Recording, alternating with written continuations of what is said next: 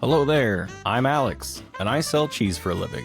As a cheesemonger and certified cheese professional, I've helped thousands of customers find their favorite cheese.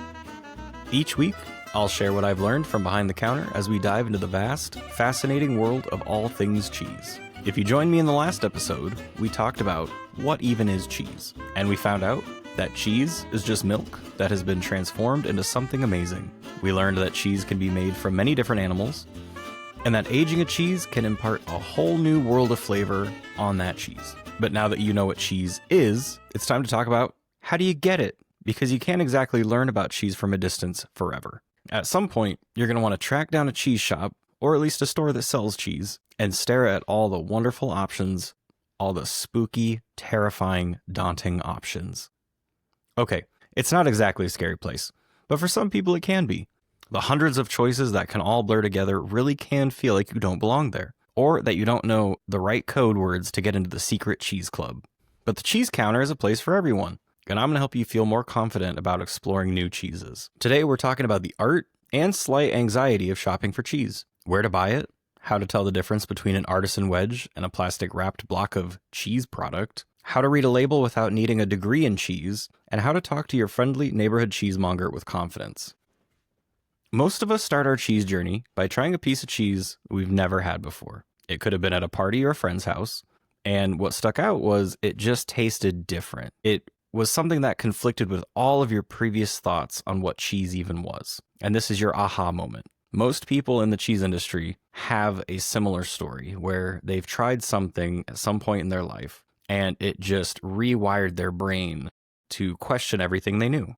For me, it was the first time I had goat's cheese. I had never had anything besides cow's milk, store-bought, plastic-wrapped Kraft or block cheddars, and having a fresh log of goat's milk cheese really did change my attitude towards the food, and it got me a little curious. And what was interesting is this happened maybe 10 or 12 years before I even got into the cheese business. This was at a friend's relative's house, and it just happened to be sitting on a table, and I tried it, and it was quite amazing.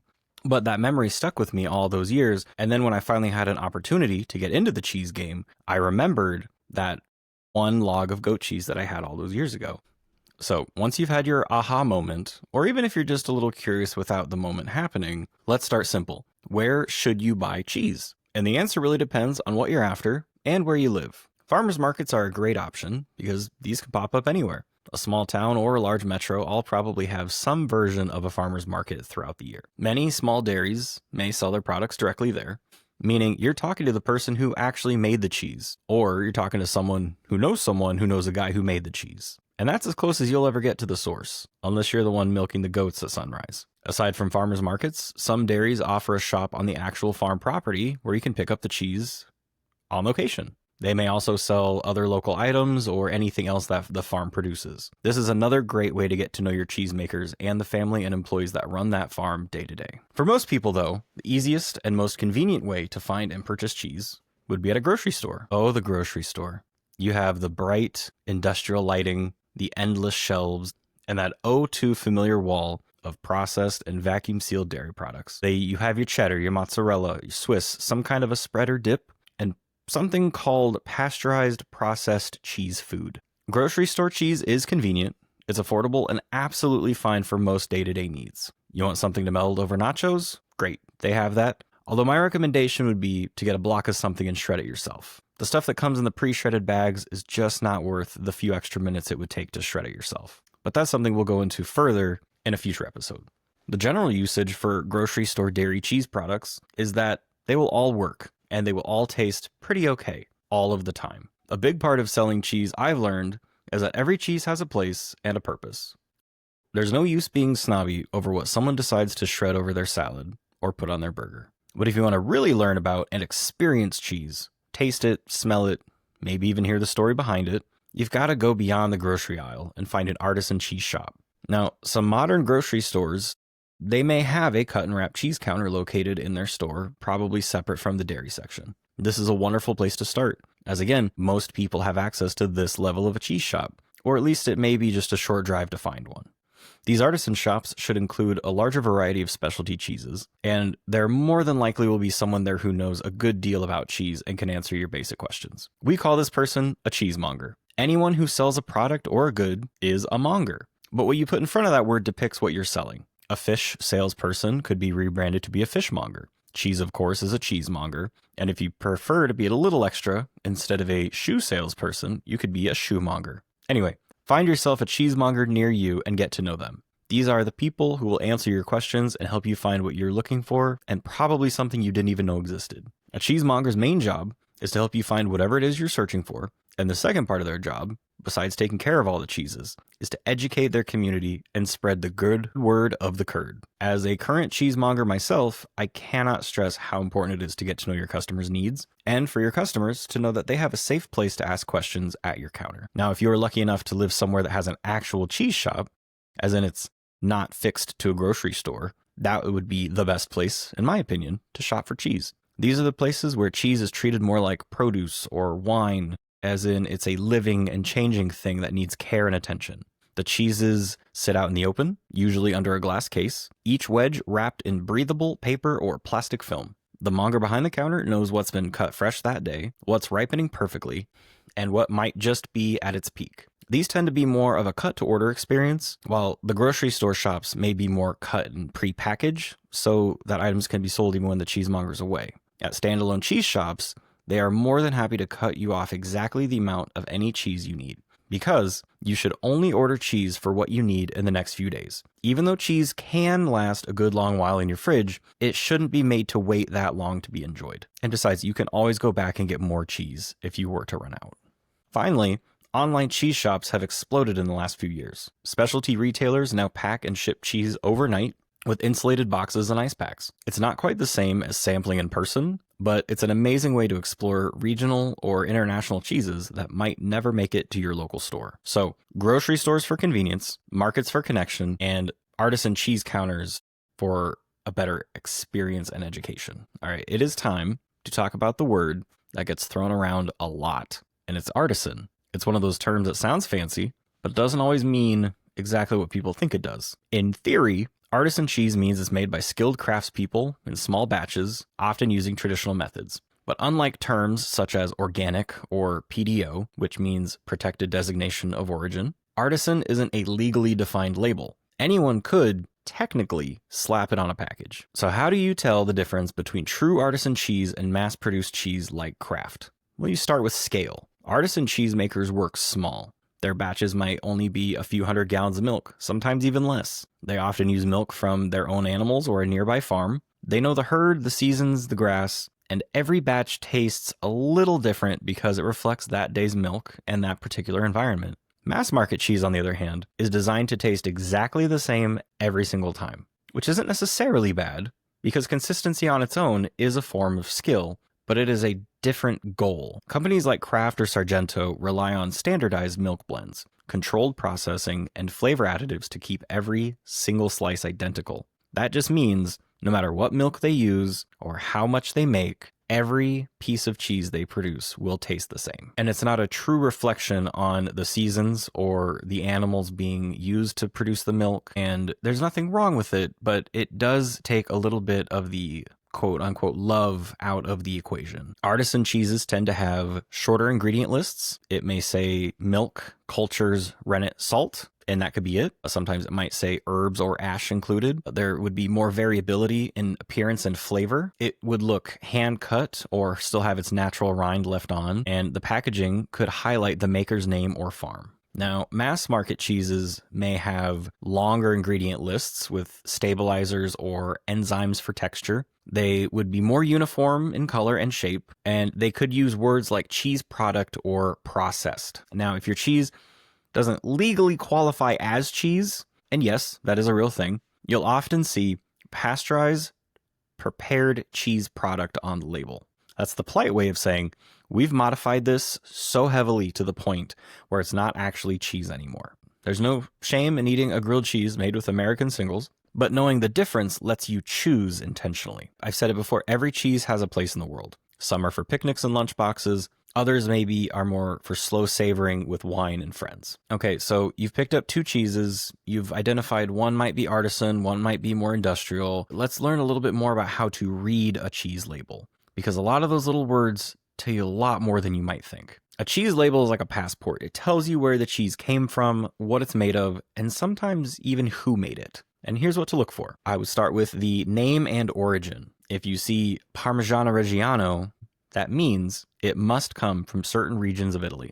The same goes for Roquefort, Manchego, and Conte. These names are protected by law. If it's from somewhere else, it will usually say Parmesan style or blue cheese, not the protected name. Cheese protections in Europe are a very big deal and not as a large deal here in the US where I'm recording, but that is something we'll talk about in a future episode in much greater detail, because there's so many interesting pieces of information that go into how does a cheese become protected and how many there are in the world, and what does it mean when you have a cheese that says, again, Parmigiano Reggiano or Parmesan style. And knowing the difference in a name brand versus a styled brand can give you a little bit of an indicator on quality and or where it was made. Okay, in the last episode, we talked about the different milk types and how they can each impart a little bit different texture and flavor. So again, you may see cow, goat, sheep, or buffalo, and some labels even list the specific breed, like Jersey or Alpine, if you were to get cow's milk.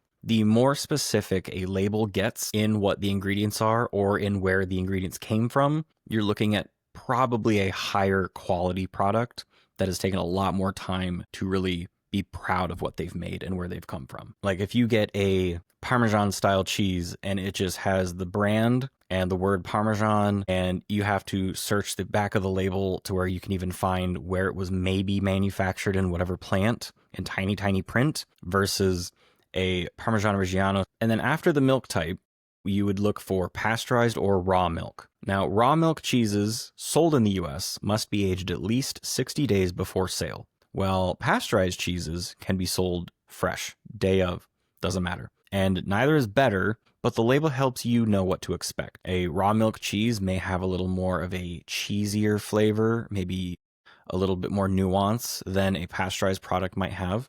But then again, a pasteurized product might be a little more consistent batch to batch, depending on what they're making. It would also be worth noting that if you are young, pregnant, or breastfeeding, or a little bit on the older side of life, raw milk may not be your best cheese product to pick up at the store. And that's something we can talk a little more about in better detail later.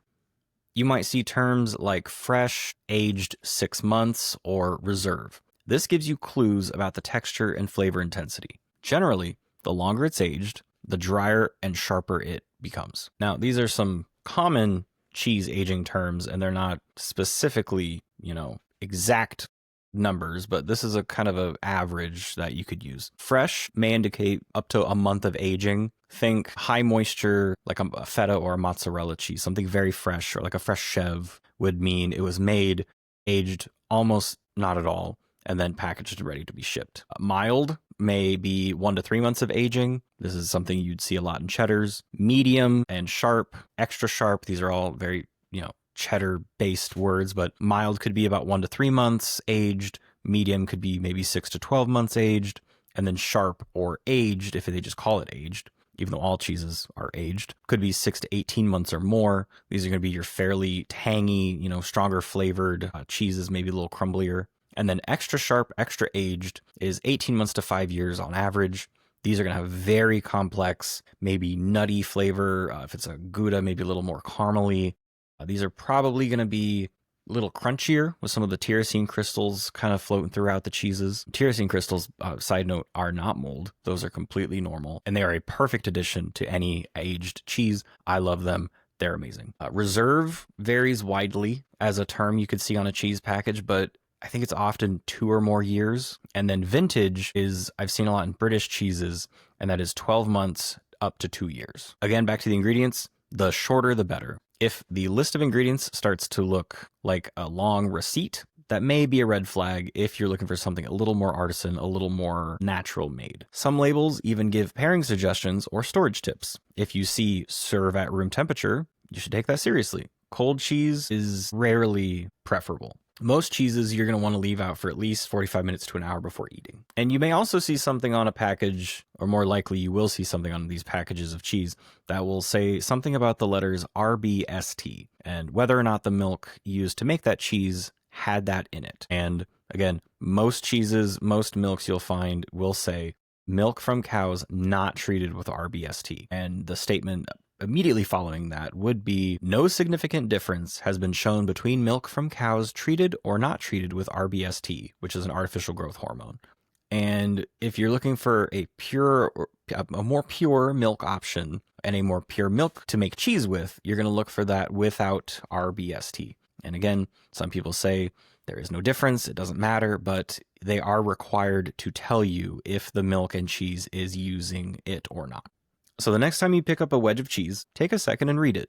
The story of that cheese is right there in your hands. Okay, so you've maybe shopped alone at a grocery store, you've picked up the cheese package, you've read the ingredients, you have a good understanding of what it is, what it isn't. You may be happy with your selection, and if that is where you're at in your cheese journey, perfect, beautiful. You can take it home, try it, and see if it matches what you were expecting. And if it does, great. My recommendation here is take a picture of that label or write it down in a note somewhere. I prefer pictures because it's a lot easier if you're trying to shop in the future. But so many times someone will come in and say, I had a cheese here the other week and I think it was yellow. And I go, amazing. I'm happy for you. I love that. Let's go try to find it again. Can you give me any more information on it?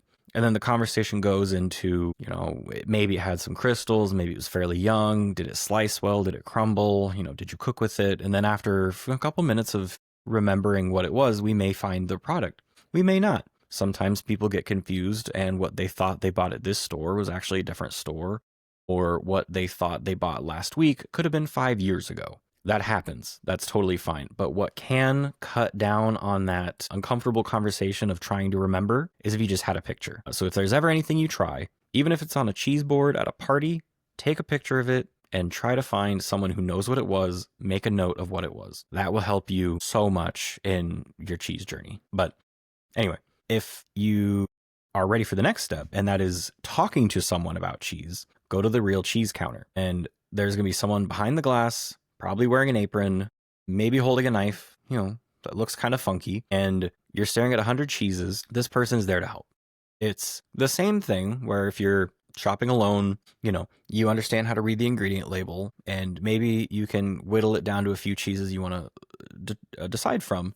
This person can help you make that next step decision. And a word of advice is cheesemongers want to talk to you. It's literally our job. A good monger doesn't expect you to know everything. They want to guide you towards something that you will love. They may have some recommendations that you just can't live with, and that's fine. Every palate is different, but a cheesemonger would never try to sell you something past its prime or that did not taste of good quality and should be enjoyed. Their job is to make you happy, and they'll do anything to get you there. And if there's a couple stumbles along the way, that's part of the learning curve. If you're meeting someone for the first time, you're not going to necessarily know everything about them. Some of the conversation topics might be a little awkward, but then after a few times of talking with the new person in your life, you'll figure out a groove. You'll get to understand what they're looking for, what you're looking for in that relationship. Same thing is with the cheesemonger. After a couple times shopping, you build a little bit of trust. You kind of understand what to say, what not to say, and the interactions go a lot smoother. And you'll have a lot better time shopping for cheese. And here are a few tips making the most of your interaction with them. Number 1, be honest about what you like. You're not there to impress anyone. And if you love mild cheddar or hate blue cheese, just say so. The cheesemonger will use that info to steer you towards something within your comfort zone, but maybe a little new. Number 2, use flavor words, not brand names. Instead of saying, I want something like Kraft, try, I like smooth, creamy cheeses that melt well. That helps your monger pick styles across brands or regions that may fit into what you're looking for. Number 3, ask where it's from, what kind of milk it uses, how old it is, or what it pairs well with. There are no dumb questions. Cheesemongers love being asked questions. It's how we share our love of cheese with the world. If you don't fully understand what they're saying, ask. That's why we're there. We are there to help you, and sometimes we maybe get lost in the jargon of the trade, but it is all about getting our information across the counter to where you can have a better experience. And then number 4, start small. If you're unsure about buying a new cheese you've never had, ask for a small piece. Cheese is usually sold by weight, so you can try a few styles without committing to a giant wedge. And if you're unsure about how your family would react to it, same. The same rule applies here. If you don't need 8 ounces of a brie, you just want to see if your kids would like it, you get maybe 2 or 3 ounces. And that's completely fine. They would be happy to cut and wrap it for you, send you on your way, take it home, everybody can try a little piece, and then if it's enjoyed, come back and get more. And finally, number 5, and this might be the most important rule, don't be afraid to taste. If there are cheese samples on a counter and you walk by it, have a little courage and try some of the cheeses, even if they look a little odd to you. If you're new to trying cheese, here are a few ways to get the most out of your sampling experience. When the monger hands you a sample, pause for a moment. Look at it. Smell it maybe. Cheese is a living food, and its aroma tells half the story. What does it look like? Do you see little crystalline structures in it? Does it look the same color all throughout? Does it have a rind on it? Is it marbled? Does it have a couple cheeses mixed together? Maybe there's a vegetable or a fruit, maybe a layer of ash, as some cheeses do. These are all things that will help your mind visually prepare you for what you're about to taste. Now, when you put it in your mouth, let it sit on your tongue for a second or two, and then notice how the texture changes as it warms up. Pay attention to the salt, the fat, the sweetness, and the finish. As great cheese evolves, it's not just a single note. As you chew, you should be able to pick up a few different flavors than when it was just sitting on the tip of your tongue. And now, unlike wine, you don't have to swirl it around your mouth and you don't have to suck in to aerate it, but a little attention does go a long way. If you did want to aerate your mouth, just breathe in through your mouth, out through your nose. That can increase some of the flavor compounds on the surface of the cheese, and it might help you taste what's going on. And here's another pro tip. If you try 2 cheeses side by side that are similar, they will contrast with each other, and they will teach you more than any textbook would. Try a young cheddar next to an aged one, or a goat brie next to a cow's milk brie. And doing this, you'll start to recognize patterns and what the milk does, what the age does to the cheese, and what the cultures do. And if you like something, say so. If you don't, that's fine too. Cheesemongers won't get offended. We just take that information and file it away for next time. Now that we're getting a little more comfortable, talking to someone about cheese, let me share a few insider tips that can make your shopping experience even better. Weekday afternoons are golden. If you have the opportunity, those are usually a slower time for the cheese shop, and you may get a little more one-on-one time to really dig deep into what you're looking for. Not to say they won't give you attention on like a Sunday morning, but if there's 20 customers and they're all fighting over one person, it may be less of an intimate conversation. Once you get a little more familiar with your cheesemonger, you can start asking them questions like, what's ripe today? What is at its peak? What would you buy today? What do you recommend if I need to eat something in 2 days? Like, what could I buy today? And then in the next few days, it may ripen to perfection in my fridge. Because cheese has a peak window of flavor. And if you ask what's tasting especially good today, you'll often get the best thing in the case. Sometimes even before it's labeled. There will be times where I'm cutting and wrapping cheeses and I know I have an excellent cheddar or a blue cheese that came in, and I have customers coming up looking for something, but they see what I'm wrapping, they ask what it is, I let them try it, and that is as fresh as that will be that day. They take it home, come back to tell me they love it or they hate it, and this is just part of the ongoing cycle of learning what your customers like. Try not to judge by looks. Some of the best cheeses can look terrifying. There may be wrinkly rinds or the blue veins. Some of them have an orange goo. These are good signs. Mold in the cheese world is usually a friend.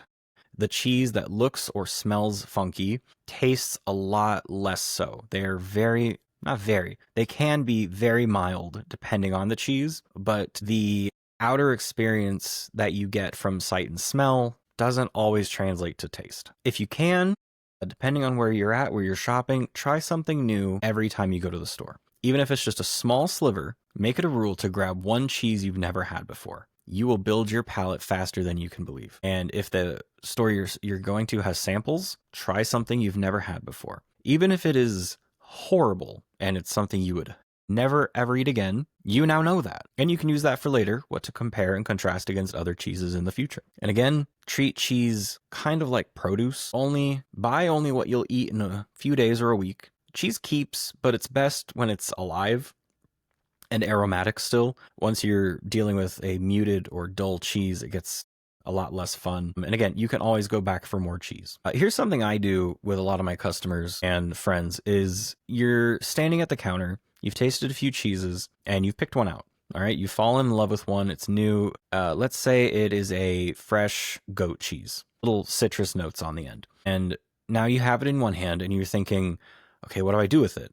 Do I just eat it like an apple? Sure, could, go for it. But I like to do something called the perfect bite. I picked that phrase up from a charcuterie company out in California, and I have kind of implemented it into most of my day-to-day work, where whatever you're holding, whatever you're trying to eat, how do you build a perfect bite around it? And the perfect bite for me is usually 3 ingredients, maybe 5 if you're getting crazy. But so let's look at that goat cheese. Would you put it on a slice of pear? Could you drizzle some honey over it? Maybe find some crusty bread that is still a little hot from the oven. And what if you threw all that together? What if you had the bread, like a little crostini on the bottom with a piece of pear, a slice of pear, put the fresh cheese on there, and then cover it all with honey. Don't make it incredibly large that you can't eat it in one bite. Maybe 2 bites is appropriate, but you're not trying to make a cheeseburger sized bite. But then you have this nice little, 1 to 2 bite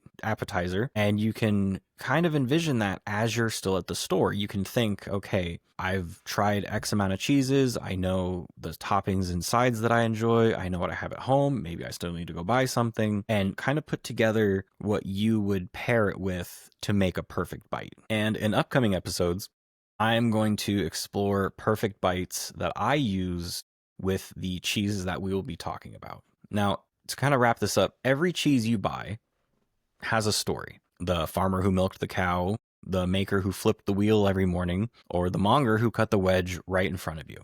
When you buy cheese, you're not just making a purchase, you're joining a very old conversation that started when someone milked an animal with a goal to make a wonderful product. When I first started selling cheese, I thought my job was to sell cheese. But over time, I realized it's more about educating and guiding curiosity. Most people just need a starting point, something new to taste, or a keyword or a question answered. And suddenly, the world of cheese opens up to you. That's the beauty of shopping for it. It's both ordinary and extraordinary. You can pick up a slice of cheddar from a grocery shelf or a hand-cut wedge of raw milk tome from a local shop. And both are completely valid choices. They just tell different stories. So the next time you're standing at the counter, don't rush it.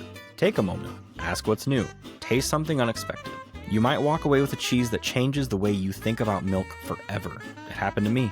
Because cheese isn't just food. It is the patience of time, the care of people, and the taste of place, all wrapped up in one beautiful bite. Thank you for listening to this week's episode of The Modern Monger. I hope that you've picked up a few tricks that help make your next shopping adventure a little more exciting and a little easier. Buying cheese can be stressful, but with what we've talked about, you should be able to at least start the conversation with your local cheesemonger and get more comfortable with the art of buying cheese. Next week, we dive into the best part of cheese, eating it. How to pair flavors, how to build charcuterie and cheese boards, how to entertain with cheese at a party, and how to even put out a fantastic cheese board for holiday events. Thank you for listening. My name is Alex, and this has been The Modern Monger.